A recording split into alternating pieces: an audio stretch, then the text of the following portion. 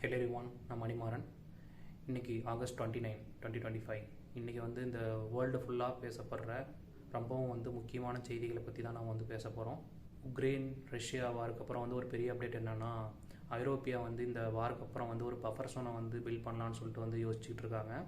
அதேமாதிரி அமெரிக்கா வந்து உக்ரைனுக்கு வந்து புதிய மிசைல்ஸ்லாம் வந்து நியூ மிசைல்ஸ்லாம் வந்து சேல் பண்ணலாம் அப்படின்றதுக்கு வந்து பர்மிஷன் கொடுத்துருக்காங்க அமெரிக்கன் கவர்மெண்ட்.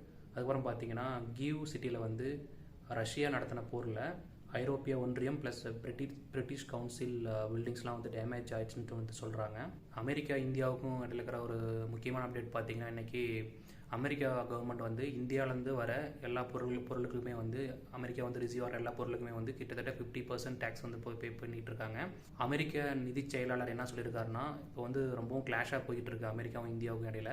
ஆனால் ஃப்யூச்சரில் வந்து அதை எப்படின்னா சொல்கிறது, கொலாப்ஸ் ஆகிடுச்சு. ஃப்யூச்சரில் வந்து மேபி வந்து நல்லா போகும் அவங்களுக்கு, நம்ம ரெண்டு பேருக்கு இடையில அமெரிக்காவுக்கும் இந்தியாவுக்கு இடையில வந்து ஒரு நல்ல புரிதல் வரும்னு வந்து சொல்லியிருக்காரு. மூணாவது அப்டேட் என்னன்னா, இந்த பிட்காயின் வேர்ல்டில் பார்த்தீங்கன்னா ப்ளூ மூன் இன்ட்ராக்டிவ் அப்படின்ற ஒரு பெரிய கம்பெனி வந்து கிட்டத்தட்ட $7.8 மில்லியன் வந்து இந்த பிட்காயின், ஈத்தீரியம், சோலானா போன்ற பல நாணயங்களில் வந்து, அதாவது டிஜிட்டல் கரன்சியில் வந்து இன்வெஸ்ட் பண்ணியிருக்காங்க.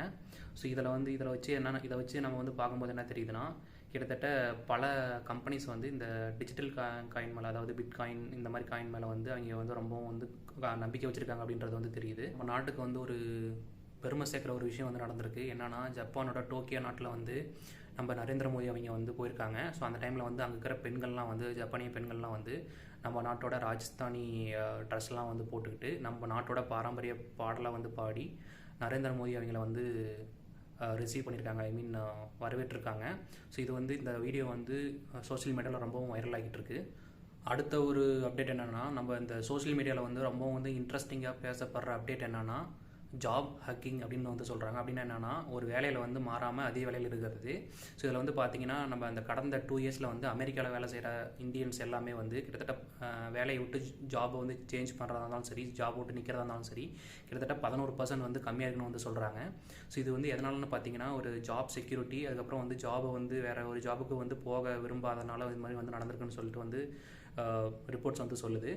ஸோ இதை பற்றி நீங்கள் என்ன நினைக்கிறீங்க அப்படின்றத வந்து கமெண்ட் பாக்ஸில் வந்து சொல்லுங்கள். இதுதான் வந்து இந்த நியூஸ் தான் வந்து உலகம் பூரா இப்போ வந்து பேசிகிட்டு இருக்காங்க. ஸோ மறக்காமல் இந்த வீடியோ வந்து உங்கள் ஃப்ரெண்ட்ஸுக்கு வந்து ஷேர் பண்ணுங்கள், லைக் பண்ணுங்கள் அண்ட் சப்ஸ்கிரைப் பண்ணுங்கள். தேங்க்ஸ் ஃபார் வாட்சிங். See you next video.